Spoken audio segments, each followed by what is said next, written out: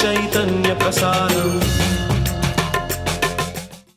నమస్కారం, మన ధర్మం కార్యక్రమానికి స్వాగతం. ఇవాళ మన ధర్మం కార్యక్రమంలో మన ధర్మ సందేహాలను నివృత్తి చేసేందుకు మనతో పాటు ఉన్నారు ప్రముఖ ఆధ్యాత్మికవేత్త ఆచార్య శ్రీ తాడేపల్లి పతంజలి గారు. గురుగారు నమస్కారం. శ్రీ దుర్గాదేవి అయి నమః.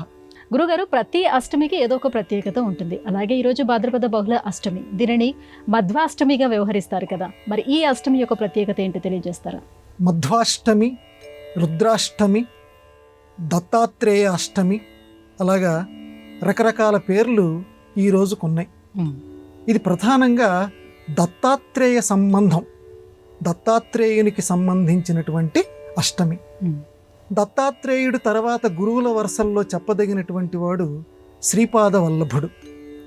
ఆ శ్రీపాద వల్లభ సంప్రదాయానికి చెందినటువంటి అష్టమి ఈరోజు కొంతమంది అనఘావ్రతం చేస్తారు. అనఘావ్రతం అంటే చాలా విశిష్టమైనటువంటిది. అఘము అంటే పాపము, అనఘము అంటే పాపము లేకుండా ఉండేటువంటిది. పాపము లేకుండా ఉండటానికి చేసేటువంటి వ్రతం అనఘావ్రతం. సరే, దత్తాత్రేయుడు లోకప్రసిద్ధుడు. అత్రి అనసూయలకి జన్మించి ఈ లోకాన్ని ఉద్ధరించినటువంటి మహాపురుషుడు. ఇప్పటికి కూడా దత్తాత్రేయుడి యొక్క మహిమలు, అలాగే ఆయన ఇప్పటికీ ప్రత్యక్షమైనటువంటి సంఘటనలు మనం అందరం చూస్తూనే ఉన్నాం. ఆ త్రిమూర్త్యాత్మకమైనటువంటి ఆ దత్తాత్రేయునికి సంబంధించి ముగ్గురు దేవుల కలయిక అనఘాదేవి. అనఘాదేవి భార్య అయిందట ఆ దత్తాత్రేయునికి.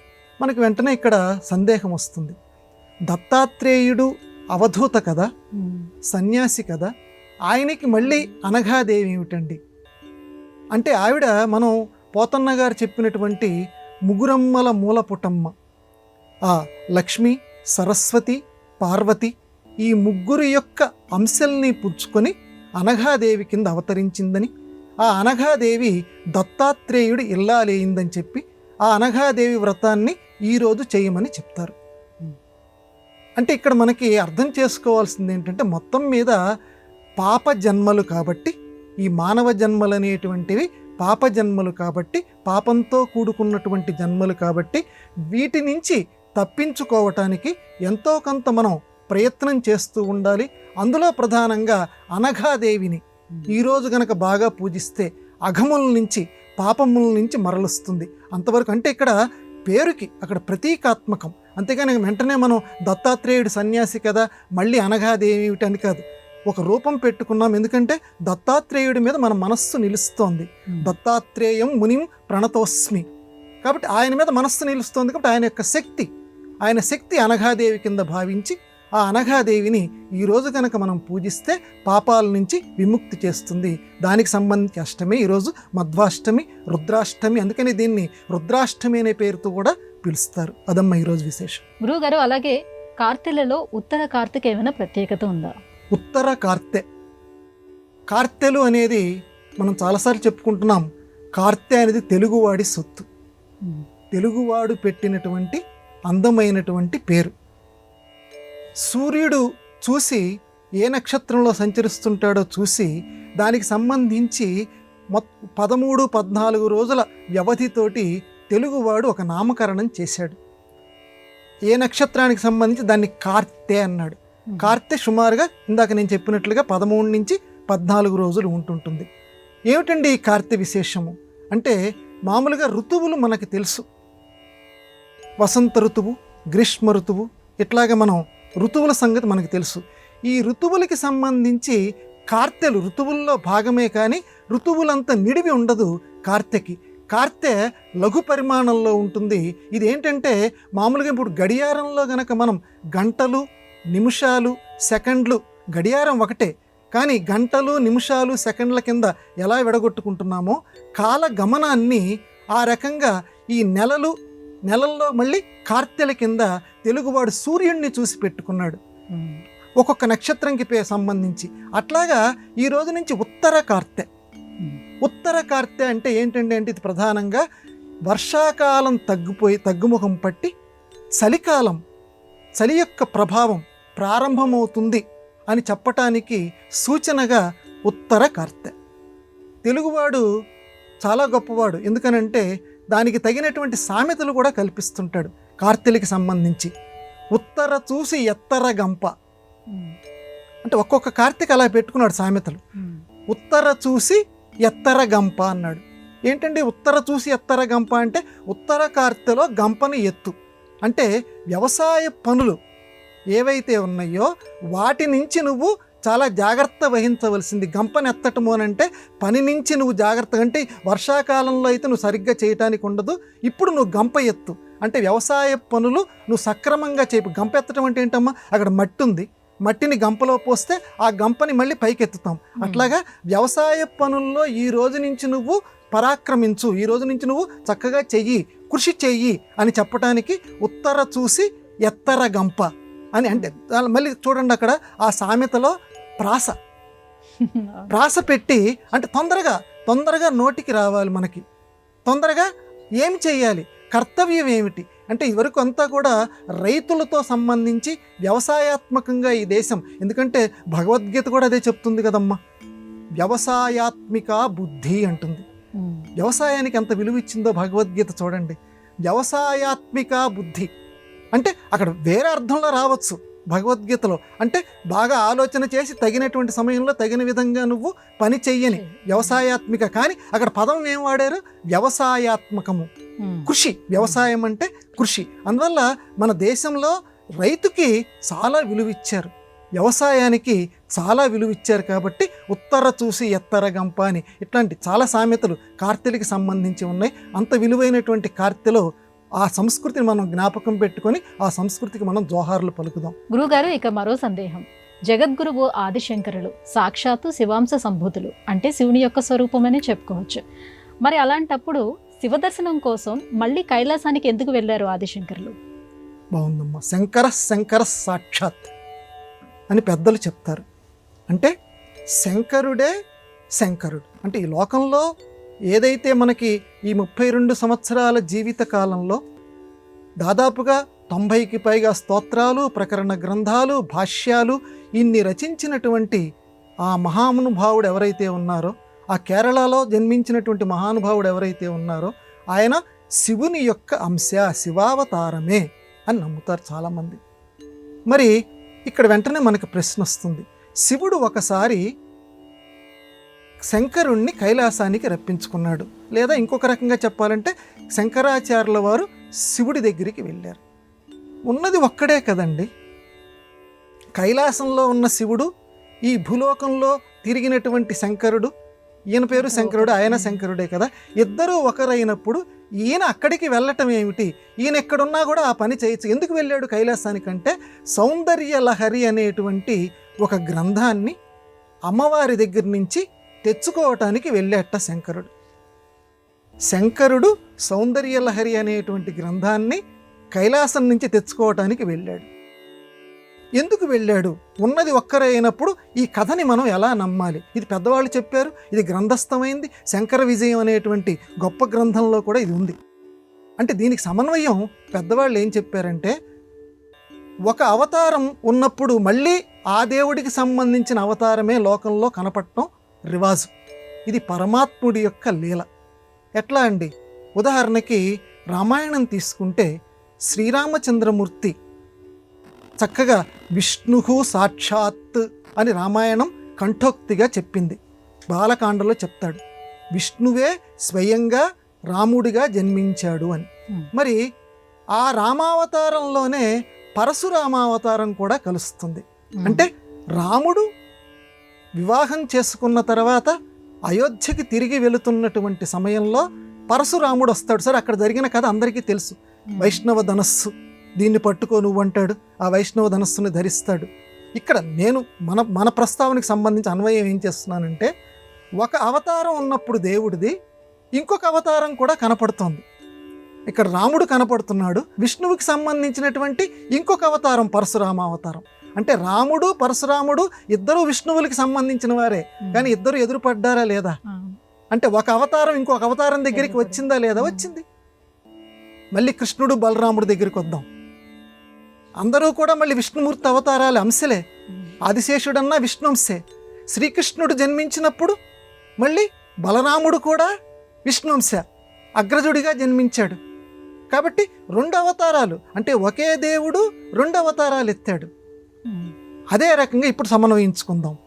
ఒకే దేవుడు, ఒకే శంకరుడు ఇక్కడ లోకంలో మనల్ని అందరినీ ఉద్ధరించటం కోసం, పామరుల్ని ఉద్ధరించటం కోసమేమో 90 స్తోత్రాలు రాశారు. కొంచెం పై స్థాయి ఉన్నటువంటి వాళ్ళకి, కొంచెం బుద్ధితోటి ఆలోచించగలిగినటువంటి వాళ్ళకి ప్రకరణ గ్రంథాలు రాశాడు. ఆ పై స్థాయి ఉన్నటువంటి వాళ్ళకి భాష్యాలు రాశాడు. చక్కగా ఏవైతే ఆ దశోపనిషత్తులు ఉన్నాయో చక్కగా వాటన్నిటికీ భాష్యాలు రాశాడు, అంటే స్థాయిల్ని బట్టి. కాబట్టి ఒకరే శంకరుడు ఇక్కడ భూలోకంలో శంకరాచార్యుల వారిగా ఉన్నాడు. ఎందుకంటే నమక చమకాలలో కూడా ముండి అనే పదం వాడతారు. ముండి అంటే మొత్తం తల గొరిగించుకున్నటువంటి శివుడు. తల గొరిగించుకున్న శివుడు అంటే ఎవరండి? శంకరాచార్యులు. కాబట్టి నమక చమకాలలో కూడా ఆ శివుడు ఈ శివుడే, ఆ శంకరుడు ఈ శంకరుడే అని నమక చమకాలంటి ప్రముఖమైనటువంటి గ్రంథం కూడా పేర్కొంది. కాబట్టి ఒకరు 2 అవతారాలు ఎత్తటంలో మనకు ఎటువంటి ఆక్షేపం లేదు, దేవుడి యొక్క లీల. అందుకని శంకరుడే ఈ లోకాన్ని ఉద్ధరించడం కోసం, ఆ సౌందర్య లహరిని తీసుకురావటం కోసం మళ్ళీ కైలాసానికి వెళ్ళారు. అందులో ఇటువంటి విప్రతిపత్తి లేదు. గురుగారు, స్వర్గాన్ని సాధించడమే ఆర్షధర్మంలో అంతిమ గమ్యం. కానీ అటువంటి స్వర్గాన్ని సైతం ధిక్కరించిన వారు మన పురాణాలలో ఎవరైనా ఉన్నారా? శుభ్రంగా ఉన్నారమ్మా. ఎందుకనంటే స్వర్గం అంటే మనందరం కూడా ఏదేదో ఊహించుకుంటాం. ప్రతి వాళ్ళం కూడా స్వర్గంలాగా ఉంది ఇల్లు, అబ్బా నాకెంతో హాయిగా ఉందని చెప్పడం స్వర్గం అనే పదం వాడుతుంటాం. ఒకసారి మౌద్గల్యుడు అని ఒక మహర్షి ఉన్నాడు. ఆ మహర్షి దగ్గరికి ఇంద్రుడు వచ్చాడు. ఆయన మంచి తపస్వి మౌద్గల్యుడు. వచ్చినప్పుడు ఆ ఇంద్రుడు, నువ్వు చేసిన తపస్సు చాలా బాగుందయ్యా, నువ్వు స్వర్గానికి వచ్చేసేయి అన్నాడు. స్వర్గం చాలా బాగుంటుంది, వచ్చేసేయి అన్నాడు. ఏముంటుంది స్వర్గంలో అన్నాడు మౌద్గల్యుడు. ఏముంటుందని ఉందయ్యా, చక్కగా జరా మరణాలు ఉండవు, అందులో చక్కగా ఎటువంటి దాహము వేయదు, నువ్వు ఎటువంటివి కోరుకుంటే అటువంటివి నీకు లభిస్తాయి. కానీ నీ పుణ్యం ఖర్చు అయిపోయిన తర్వాత మళ్ళీ యథాప్రకారంగా భూలోకానికి రావాలి. స్వర్గం యొక్క వివరణ మొత్తం చెప్పమన్నాడు కదా. కాబట్టి నీ పుణ్యం లోకంలో ఎంతవరకు ఉందో, ఎంతవరకు నువ్వు బాగా పుణ్యం చేసావో అది మొత్తం ఖర్చు అయ్యేదాకా నువ్వు స్వర్గంలో ఉంటావు. అట్లాగే స్వర్గానికంటే పైలోకం ఉంటుంది, అక్కడ ఉన్న పరిస్థితులన్నీ చెప్తున్నాడు. ఆ స్వర్గానికంటే పైలోకం ఉంటుంది. ఆ పైలోకాన్ని చూసి అబ్బా అక్కడికి వెళ్ళలేకపోయామే అనే చింత మాత్రం స్వర్గంలో ఉన్నటువంటి వాళ్ళకి ఉంటుంది. అలాగా స్వర్గానికంటే పైలోకం, దానికంటే పైలోకం ఉంటుందా అన్నాడు. ఉంటుంది నాయన, దానికంటే పైలోకం ఉంటుంది. ఈ పైలోకంలో, ఈ కింద లోకంలో ఉన్నవాళ్ళు ఆ పైలోకానికి వెళ్ళాలని అనుకుంటుంటారు. అట్లా కాదు, అసలు అన్నిటికంటే పైలోకం ఏముందో నాకు చెప్పు అన్నాడు మౌద్గల్యుడు. అది నారాయణ పదం నాయన, బ్రహ్మాండాంత సంవర్ధియై అంటాడు మన పోతన్న గారు భాగవతంలో. చిట్ట చివరిది సత్యపదం నాయన, ఆ విష్ణుమూర్తి ఉండేటువంటి లోకం. ఇక అందులో ఉన్నటువంటి వాళ్ళకి చింత లేదు, వాడు మళ్ళీ భూలోకానికి తిరిగిరాడు. అన్నిటికంటే చిట్ట చివరి లోకం సత్యపదము, నారాయణుడు ఉండేటువంటి లోకము. మరి స్వర్గం ఎన్నో దశలో ఉంది, ఇక్కడ ఉంది కదా, నువ్వు స్వర్గానికి రమ్మంటున్నావు ఏమిటి? నాకు ఈ స్వర్గం వద్దు, నేను నారాయణ పదమే కోరతాను. నారాయణ పదానికి వెళ్ళాలి అని అంటే మోక్షం లభించాలి. కాబట్టి మోక్షార్హత నాకు లభించినప్పుడు, అంటే అంతటా బ్రహ్మజ్ఞానం నాకు లభించినప్పుడు, అంతటా ఉన్నది దేవుడు ఒక్కడే. మోక్షం అంటే ఏదేదో మనం చెప్పుకోనక్కల, చాలా తేలిక పదాల్లో చెప్పారు. అంతటా ఉన్నది ఒక్కటే అని గుర్తించగలగటం, దాన్నే మోక్షం, అదే బ్రహ్మజ్ఞానం. ఆ బ్రహ్మజ్ఞానం రాగలిగినటువంటి వాడికి మోక్షం వస్తుంది. చెప్పినంత తేలిక కాదు, అంతటా ఒకటే అని అనుకోలేం. క్షణం అనుకుంటాం, మళ్ళీ క్షణం అనుకోలేం, మనం జారిపోతాం మనం. కాబట్టి అలాగా శాశ్వతంగా ఆ భావాన్ని నిలుపుకోగలిగినప్పుడు సత్యపదం వస్తుంది. అందువల్ల ఇంద్రుడితో చెప్పాడు, కొద్ది రోజులు ఉండి మళ్ళీ స్వర్గం నుంచి కిందికి దిగి వచ్చి మళ్ళీ జన్మ ఎత్తి మళ్ళీ స్వర్గం కోసం పోరాటం ఎందుకయ్యా, నాకు ఆ స్వర్గం వద్దు పో అని మౌద్గల్యుడు అంటే తిరస్కరించాడు. దీన్ని బట్టి మనం తెలుసుకోవాల్సింది ఏంటమ్మా, ప్రతివాడు కూడా లోకంలో స్వర్గం కోసం ప్రయాస పడకూడదు. అది ఇక్కడ మనకి చెప్తున్నటువంటి, మన పురాణం చెప్తున్నటువంటి నీతి ఏంటంటే, స్వర్గం కోసం ప్రయాస పడకండి. ఏదో సుఖం ఉంటుందని అక్కడ కొద్ది కాలమే మీ నివాసం, మళ్ళీ భూలోకానికి తిరిగి రావాల్సిందే. కాబట్టి స్వర్గం కాదు మనం కోరుకోవాల్సింది, మోక్షం కోరుకోవాలి. ఆ దిశగా మీరు చక్కగా భక్తి ప్రపత్తులతోటి తపస్సు చేసుకోండి, రోజులో కొంత సమయమైనా దానికి కేటాయించండి అని మన పురాణం ప్రబోధిస్తోంది. ఆ రకంగా స్వర్గాన్ని ధిక్కరించినటువంటి ముని మనకు ఆ రకంగా ప్రబోధం చేశారు. గురువుగారు, వ్రతాలలో ఆసురీ వ్రతం యొక్క ప్రత్యేకత ఏమిటి? మన పురాణాల ప్రకారం ఎవరు ఏ సందర్భాలలో ఈ వ్రతాన్ని ఆచరించారు? వ్రతాల్లో రకరకాల వ్రతాలు, అందులో ఆసురీ వ్రతం అని ఒక వ్రతం ఉంది. దీన్ని చేసినటువంటి వాడు కర్ణుడు. అసలు మనం ఆశ్చర్యపోతాం, కర్ణుడేంటి ఆసురీ వ్రతం చేయటం ఏంటని. ఆసురి అంటే పేర్లోనే తెలుస్తుంది మనకి, రాక్షసులకు సంబంధించినటువంటి వ్రతం.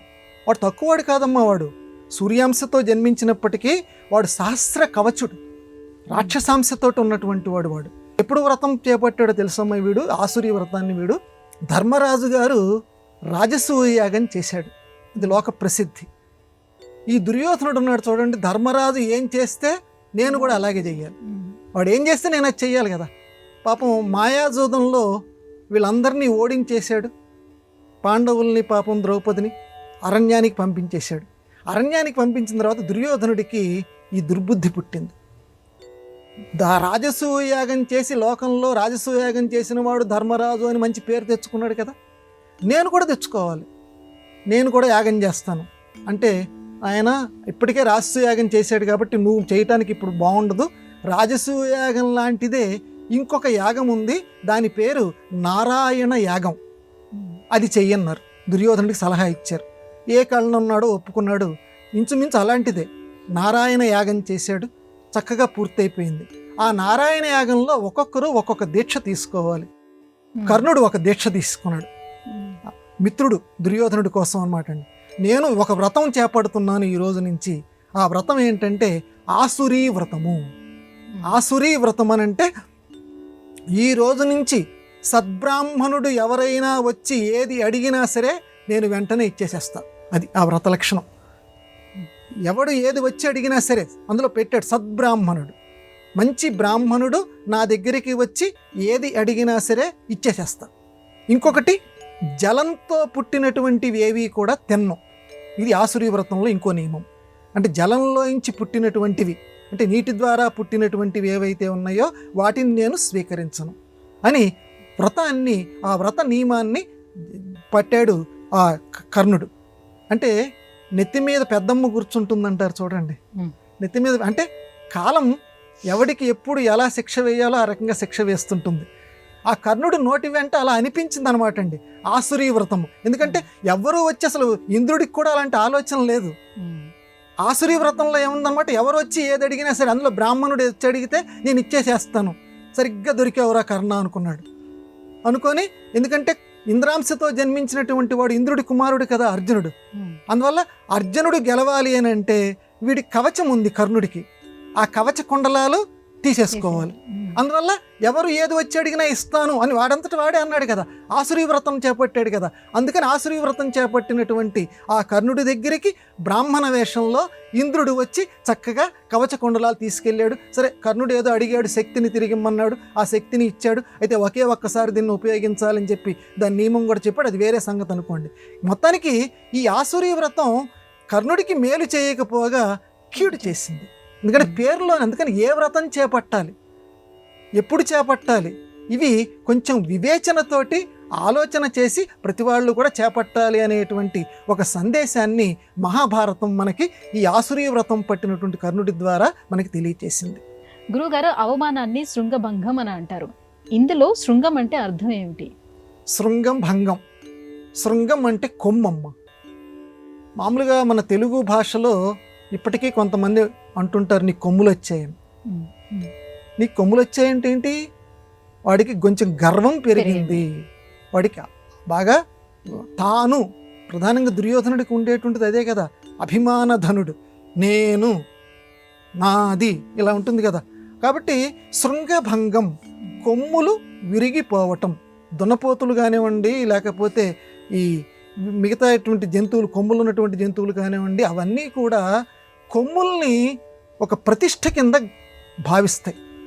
కొమ్ము విరిగిపోతే అదేదో మొత్తం సర్వస్వం కూడా కోల్పోయినంత బాధ వాటికి వస్తుంది. ఆ కొమ్ము తమకు యొక్క అభిమానానికి గుర్తు కింద, తమ యొక్క పరాక్రమానికి గుర్తు కింద ఆ కొమ్ముని భావిస్తాయి. అందువల్ల శృంగభంగం, ఆ కొమ్ము గనక విరిగిపోయింది అని అంటే చావకపోయినా చచ్చిపోయినంతగా అవి భావిస్తాయి, చావుతోటి సమానంగా భావిస్తాయి. కాబట్టి అదే పదం, ఆ శృంగభంగం ఏదైతే ఉన్నదో ఆ శృంగభంగం అనే పదాన్ని తెలుగువాడు తన జాతీయంగా మార్చేసుకున్నాడు. లోకంలో ఏదేదో చెయ్యాలి అనుకుంటాడు, కానీ వీడి కొమ్ములు ఊడిపోతాయి. అంటే అందరినీ మించిపోవాలనుకొని ఎవరిని తొక్కేయాలని అనుకునేటువంటి వాడు చివరికి తన కొమ్ముల్ని పోగొట్టుకుంటాడు, తన ప్రతిష్టని తానే స్వయంగా నాశనం చేసుకుంటాడు. కాబట్టి మిత్రులారా, ఎవరూ కూడా శృంగభంగానికి గురి కాకండి, అవమానానికి గురి కాకండి, కొమ్ముల్ని ఊడగొట్టుకోకండి. కొమ్ములు వచ్చాయంటుంటారు కదా, కొమ్ముల్ని ఊడగొట్టుకోకండి, అంటే శాంతంగా ఉండండి. భగవద్గీత చెప్పినట్లుగా సత్వగుణాన్ని పెంచుకోండి. మన ధర్మం చెప్పేది ఎప్పుడూ కూడా 3 గుణాల్లో సత్వగుణాన్ని అవలంబిస్తూ ఉండండి, శాంతంగా ఉండండి, చిరునవ్వుతో పలకరిస్తూ ఉండండి. కొమ్ములతోటి చక్కగా ఎవరిని పలకరిస్తూ రజోగుణంతో తమో గుణంతో హిరణ్యకశిపాదుల యొక్క లక్షణాలు మీలో పెంచుకోకండి అని చెప్పడానికి ఇన్ని అర్థాలు వచ్చేటట్టుగా చిన్న పదంలో శృంగభంగం అనే పదంలో మన తెలుగువాడు పెట్టాడు. అందుకే తెలుగువాడికి జోహార్. మహాభారతంలో మునుల మాటలకి, శ్రీ రామాయణంలో హనుమంతుడి మాటలకి అవినాభావ సంబంధం ఉందంటారు. దీన్ని ఎలా విశ్లేషించుకోవాలి? ఇప్పుడు కూడానమ్మా మంచి వాళ్ళ లక్షణాలు దాదాపుగా వారు ఏ ప్రదేశంలో ఉంటున్నప్పటికీ కలుస్తుంటాయి. అలాగే మహాగ్రంథాలు కూడా వాటిల్లో ఉండే లక్షణాలు కలుస్తుంటాయి. మహాభారతం మనందరికీ శిరోధార్యం, రామాయణం కూడా మనందరికీ శిరోధార్యం. ఈ 2 గ్రంథాల్లో కూడా నేను చదువుతున్నప్పుడు సంస్కృత మహాభారతాన్ని రామాయణాన్ని చదువుతున్నప్పుడు ఈ రెండిట్లో సమానంగా ఉన్న వాక్యాలు కొన్ని అనిపిస్తాయి. అలాంటి వాక్యమే ఇది. ఏం వాక్యం? హనుమంతుడు సుందరకాండలో సీతమ్మ వారిని దర్శనం చేసుకుంటాడు. చేసుకున్న తర్వాత ఒక మాట అంటాడు, అమ్మా క్షిప్రం ద్రశ్యసి రాఘవం. తల్లి ఏమీ దిగులు పడకు, క్షిప్రం వెంటనే, చాలా అతి తొందరగా, ఎక్కువ కాలం నువ్వు చూడక్కర్లా, అతి తొందరగానే రాఘవం రఘుకులంలో జన్మించినటువంటి శ్రీరామచంద్రుణ్ణి ద్రక్ష్యసి, నువ్వు చూడగలవు. ఈ వాక్యం ఉంది కదమ్మా, క్షిప్రం ద్రక్ష్యసి రాఘవం. ఇప్పుడు మళ్ళీ మహాభారతానికి వద్దాం.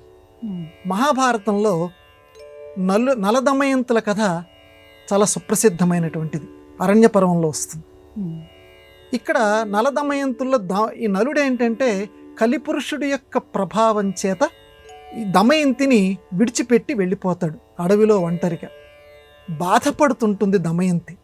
ఆ బాధపడుతున్న దమయంతిని మునులు ఆదుకుంటారు. ఆ ఆదుకున్నటువంటి మునులు దమయంతిని ఓదారుస్తూ, అమ్మా బాధపడకు, ఏదో కాలపురుషుడి యొక్క మహిమ చేత నలుడు నిన్ను విడిచిపెట్టాడు, కానీ త్వరలోనే మీరు కలుసుకుంటారు, మీరేం బాధపడకమ్మా అని చెప్తూ క్షిప్రం ద్రక్ష్యసి నైషధం. చూడండి, ఎందుకంటే జోహారా మహామునులకి. అక్కడేమో క్షిప్రం ద్రక్ష్యసి రాఘవం అన్నారు, ఇక్కడేమో క్షిప్రం ద్రక్ష్యసి నైషధం. ఒక చివరి పదం ఒక్కటే, క్షిప్రం వెంటనే, ద్రక్ష్యసి చూడగలవు. ఎవరిని చూడగలవు? నైషధం, నిషధ దేశాధిపతి అయినటువంటి. ఎందుకంటే నైషధం అనే పదం శృంగార నైషధం అంటే నిషధ దేశానికి సంబంధించినటువంటి నలుడికి సంబంధించినటువంటి కావ్యము అని చెప్పడానికి దానికి శృంగార నైషధం అని పేరు పెట్టాడు శ్రీనాథ మహాకవి. ఆ రకంగా నైషధం అంటే నిషధ దేశానికి సంబంధించినటువంటి నలుడిని నువ్వు చూడగలవు అని మునులు చెప్పారు. ఇక్కడ మనం ఈ 2 వాక్యాలని సమన్వయించుకోవచ్చు. అంటే మంచివారు ఎప్పుడూ కూడా ఒకే రకంగా మాట్లాడుతుంటారు. ఎంత గొప్ప పదాలం ఎందుకు మాట్లాడాడు ఇలాగా? ఎందుకనంటే ఎవరైనా బాధలో ఉన్నప్పుడు మన ధర్మానికి వద్దాం, ప్రతిదీ కూడా మన ధర్మానికి అన్వయించుకోవాలి. నిత్య జీవితంలో మన ధర్మం ఎలా ఉండాలంటే, బాధల్లో ఎవరైనా ఉన్నప్పుడు పర్వాలేదురా, తగ్గిపోతుందిలే, నీకు కావాల్సిన వాళ్ళు వస్తారులే, ఎంతసేపు ఉంటుంది ఇది, క్షిప్రం తొందరగా తగ్గిపోతుందిలే, అలా అంటే నిజంగా తగ్గుతుందా లేదా పక్కన పెట్టండి, మనం ఓదార్పు కింద మాట్లాడాలి. ఇవి అమృతం అంటాం చూడండి, అమృత తుల్యమైనటువంటి వాక్కులు ఇలా ఉంటాయి. మహాభారతం చెప్తోంది, రామాయణం చెప్తోంది. అందుకనే ఒక గ్రంథంలో చెప్పిందే మళ్ళీ ఇంకొక గ్రంథంలో చెప్పారు. కాబట్టి దాన్ని మన జీవితంలో కూడా అన్వయించుకొని వ్యవహారంలో ఏం పర్వాలేదులే, తొందరగానే తగ్గిపోతుందిలే, తొందరగా అంటే ఈ మాటలు తెలియనటువంటి ఒక ఓదార్పుని ఎదుటి వ్యక్తికి ఇస్తాయి. ఇది గ్రంథాల నుంచి, మన ధర్మం నుంచి మనం నేర్చుకోవాల్సింది. అందువల్ల మహాగ్రంథాలు ఎప్పుడూ కూడా మన జీవితంలో వెలుగు బాటల కింద ఉంటూ ఉంటాయి. ఆ రకంగా మనం 2 గ్రంథాలని తులనాత్మక పరిశీలన చేస్తూ అందరూ ఆనందించెదరుగాక. గురుగారు, ఇవాటి మన ధర్మము కార్యక్రమంలో మాకు వచ్చినటువంటి ఈ ధర్మ సందేహాలన్నీ కూడా నివృత్తి చేసినందుకు ధన్యవాదాలండి. నమస్కారం అమ్మా.